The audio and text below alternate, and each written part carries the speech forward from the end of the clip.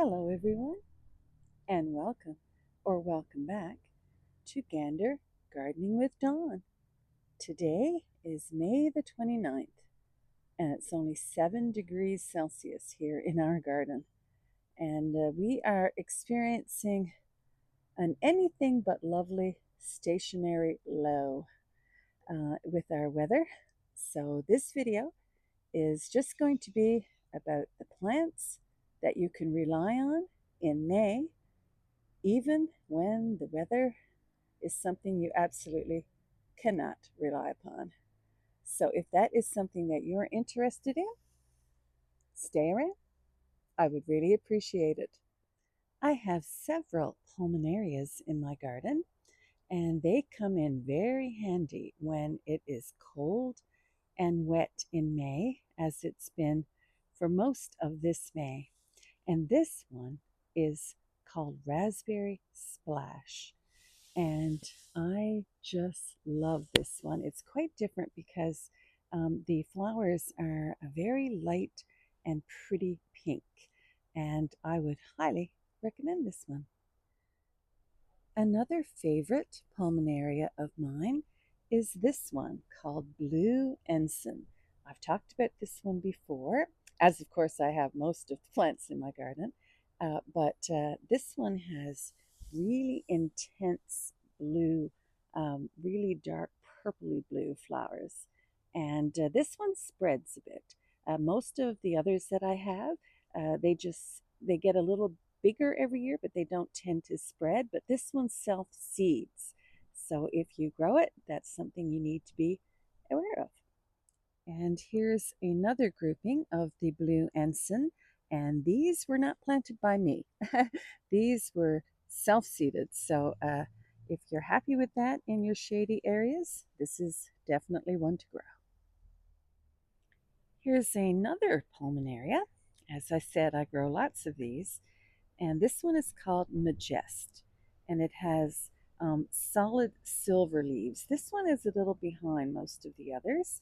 And it is blooming, but not by a whole lot. But this one has absolutely glorious large silver leaves as the season goes on. This one you kind of have to wait for a little bit. Probably the strongest and most floriferous, hard word to say, pulmonaria that I have. And wouldn't I love to tell you the cultivar's name? But I can't do that. This was a pass-along plant from a friend of mine. And oh my, this one, it's more of a purpley color, I find, but it is really gorgeous. And it was a great gift. And you can see how windy it is. Not only is it cold and wet today, it's also windy. One reliable bloomer in the wind and the cold and the gray and the wet of May would be this one. And this is a Dicentra, a bleeding heart, and this one is called King of Hearts. It's one of the fringe bleeding hearts, and the color on these flowers is a really deep, deep, dark pink, and these are as tough as nails.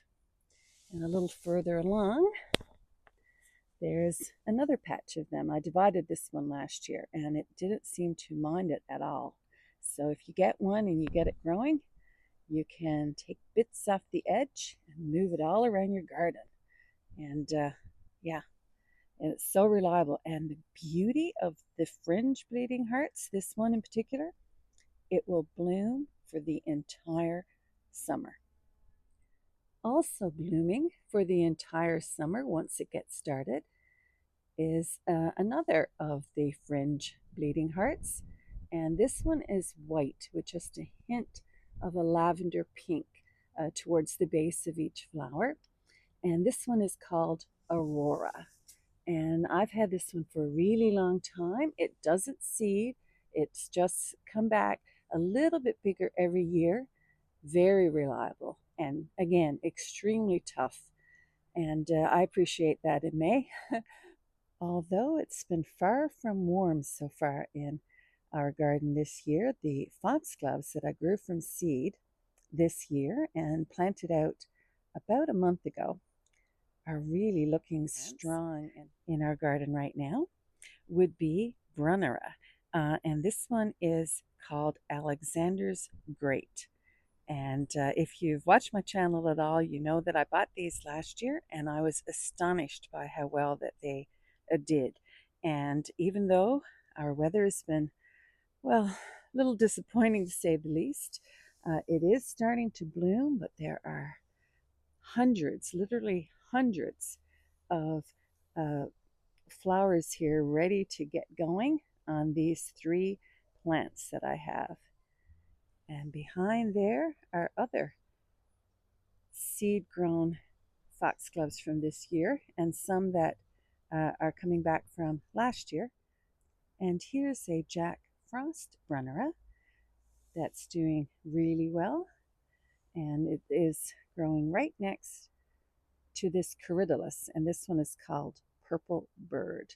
And one thing about the cold weather, the corydalus has stayed around and been in bloom for much longer than I think any other year.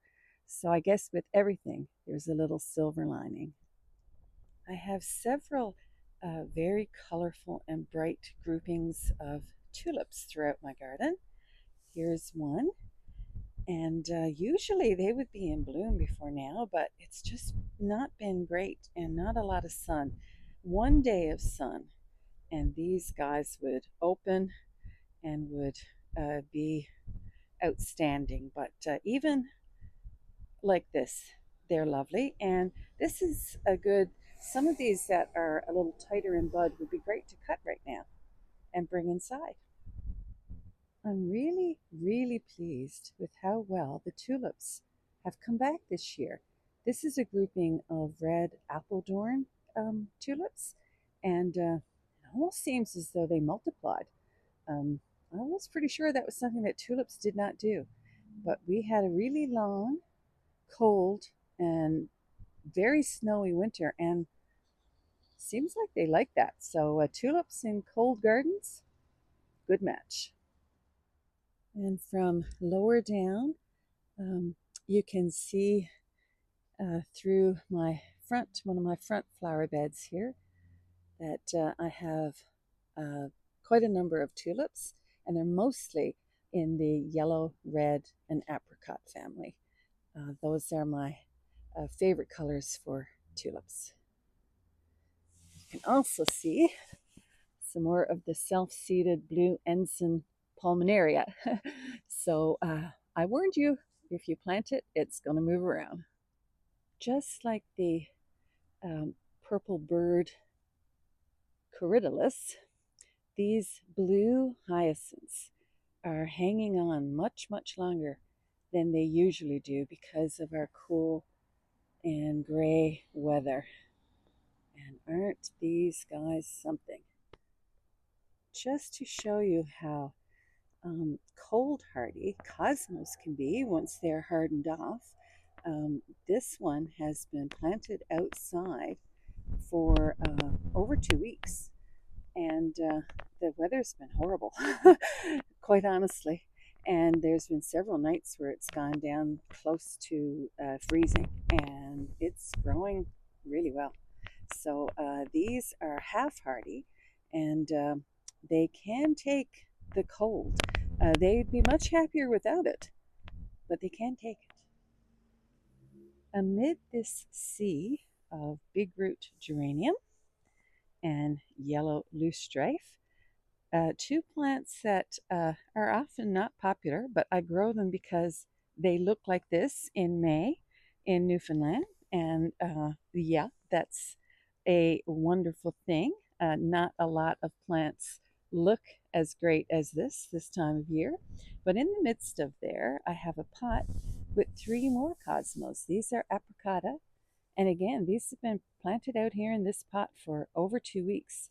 They're underneath a very large evergreen tree, which protects them somewhat from frost, and they're in a slightly sheltered area.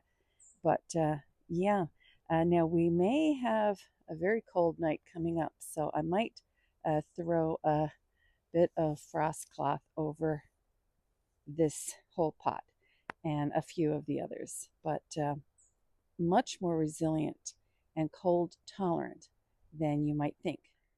And here's more Apricota cosmos, living a pretty good life outdoors in a pot already. And there's a random seedling there. I think I need to pull that out. That looks like it might even be a tree or something. I'm not sure. I think that's got to go. And behind there is some lemon bee balm, the annual Monarda. And this was something I grew for the first time last year, and it turned out to be fantastic in flower arrangements. So here's another hardy annual that absolutely doesn't mind the cold. Here's another cosmos. These are some sort of pink cosmos that I gathered seed from plants that I had last year, uh, plants that I purchased, and I'm not exactly sure what type they were. They just said cosmos, but I love the color of them, so I'm not even sure these will come true. But again, they're doing really well and surprisingly healthy and growing crazy next door to that. This is a Texas bluebonnet, which is in the lupin family, and it is a hardy annual. And yeah, it's definitely hardy because it's growing out here in a pot. And these are just two holding pots here.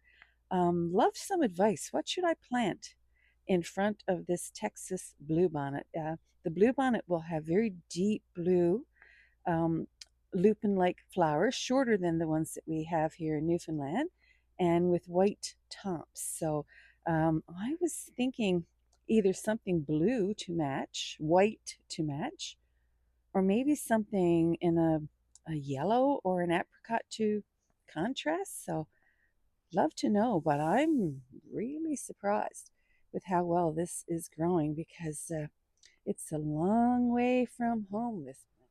And here are a couple of Carl Forrester peony buds. They're looking great. Poor little guys. Look at that wind. Here's another peony.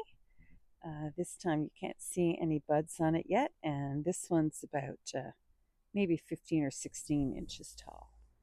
Here's a grouping of tulips, quite a few of them actually that are still very tightly in bud, and tight in bud, I should say, waiting for some warmth. And in front of those are some really large allium bulbs. These are ambassador, planted here to cover up the allium foliage once that starts to die back, which always happens pretty early, is a couple of columbine, saccharolygia, and these are Barlow mix. And here's another columbine. This one is Blue Star. Also in a pot at the base of this large tree, another very cold tolerant plant, Schizanthus. And like the cosmos, this one was grown from seed this year and is an annual, also known as poor man's orchid because of the pretty markings on the flowers. Fingers crossed it will make it through until the warm weather. Not far from a lupin that's looking incredibly well in this weather. And among this lanium, and this is checkers, which is again a very tough, you can't kill type plant.